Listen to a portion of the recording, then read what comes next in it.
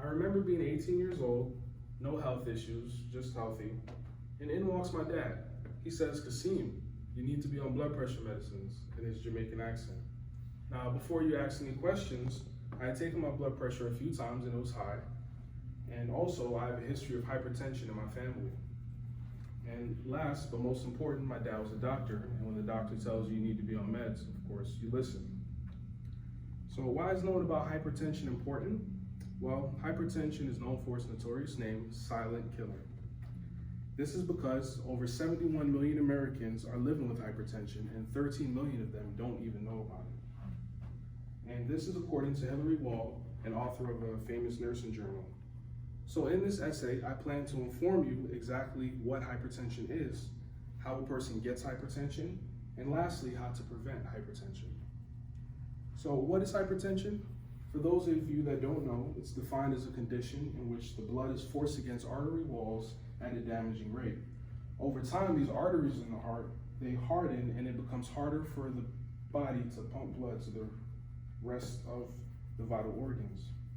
And over long periods of time, these vital organs, such as the eyes, the kidneys, and the heart, eventually stop working efficiently, and they also shut down after time. Imagine completely losing your eyesight without warning because of a condition that you thought was no big deal.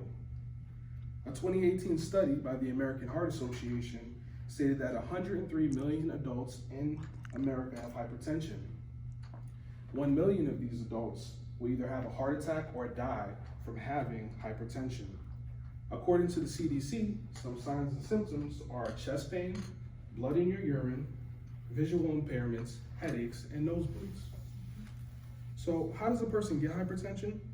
Before we can discuss ways to prevent or reduce the risk of getting hypertension, we must first discuss how it is contracted.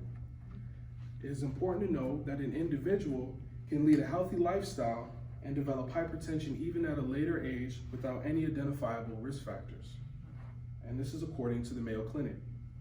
Another mean of contraction, which represents the way I got hypertension, was genetics. My father, who I discussed earlier, he has hypertension and he passed it down to me at a young age. And another way of developing hypertension, according to the Mayo Clinic, is by an underlying condition, and this is known as secondary hypertension. Some of these underlying conditions can be caused by obstructive sleep apnea, kidney problems, illegal drug usage, and also the use of birth control and decongestion medications. So how can we prevent or reduce the risk of getting hypertension? So now that you know that you can acquire hypertension, it's time to talk about ways in which we can prevent it. They always say knowledge is key. So I believe if you know the risk of hypertension, you would know exactly what age you need to have in order to prevent having hypertension. You have unmodifiable risk factors and modifiable risk factors. The unmodifiable ones are age, race, and family history. These are things that you can't change when trying to reduce the risk of getting hypertension. And then you have other modifiable risk factors such as the use of tobacco, too much sodium in your diet, too little potassium in your diet, not being physically active, and drinking too much alcohol. And another condition is pregnancy, which can occur for a short period of time while you are pregnant. And so this means if you are active and make sure you're exercising the recommended daily amount, which is about 30 minutes of vigorous physical activity 5 to 6 times a week. And it's also important that you change your diet to include heart healthy foods. You can be successful in reducing the risk of getting hypertension. And you don't always have to cut out the foods that you enjoy eating, but you do need to add more heart healthy foods into your diet. And then a common thing for many people is stress. People face stress in different areas of their life, such as work or at school or in their home life. So it's important to find different ways in which we can relieve the stress that we face.